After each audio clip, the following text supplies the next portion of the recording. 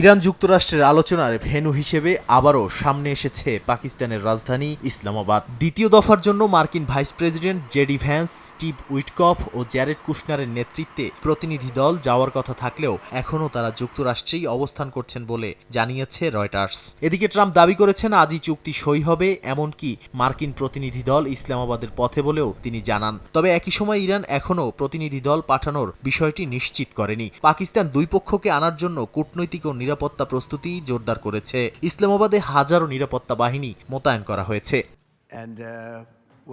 মার্কিন president Donald Trump একদিকে বলছেন আলোচনায় তিনি তাড়াহুড়ো করবেন না, আবার অন্যদিকে দাবি করছেন দ্রুত চুক্তি হবে এবং সেটি 2015 সালের জেসিপিওএ এর চেয়েও ভালো চুক্তি হবে। তিনি দাবি করেন ইরান প্রতিদিন প্রায় $500 মিলিয়ন ক্ষতির মুখে পড়ছে কারণ যুক্তরাষ্ট্রের অবরোধ কার্যকর রয়েছে। ট্রাম্প আরও স্পষ্ট করেন ইরানকে অবশ্যই পারমাণবিক অস্ত্রের সক্ষমতা ত্যাগ করতে হবে, এ বিষয়ে কোনো ছাড় নয়। আরও বলেন চুক্তি না হলে যুদ্ধ পুনরায় শুরু হতে পারে। একই সঙ্গে ট্রাম্প দাবি করেন তিনি ইরানের সর্বোচ্চ নেতাদের সঙ্গেও দেখা করতে প্রস্তুত যদি অগ্রগতি হয়।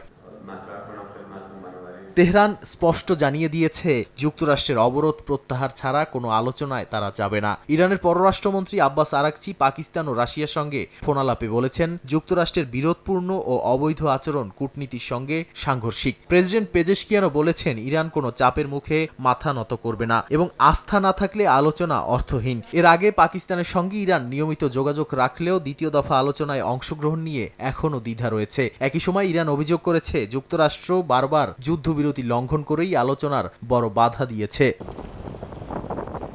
অবরোধকে কেন্দ্র করে হরমুজ প্রণালীতে উত্তেজনা তীব্র হয়েছে, যেখানে যুক্তরাষ্ট্র জানিয়েছে অন্তত 27টি জাহাজ ফিরিয়ে দেওয়া হয়েছে। ইউরোপীয় ইউনিয়ন ঘোষণা করেছে যারা হরমুজ অবরোধে জড়িত থাকবে তাদের উপর নতুন নিষেধাজ্ঞা আরোপ করা হবে। একই সঙ্গে তেলের দাম প্রায় 5% বেড়ে গেছে বিশ্ববাজারে। ইসরায়েলের সামরিক প্রধান বলেন ইরানকে তার লক্ষ্য পূরণে বাধা দেয়া হবে আর ইসরায়েল আঞ্চলিক নিরাপত্তা নিশ্চিত করবে।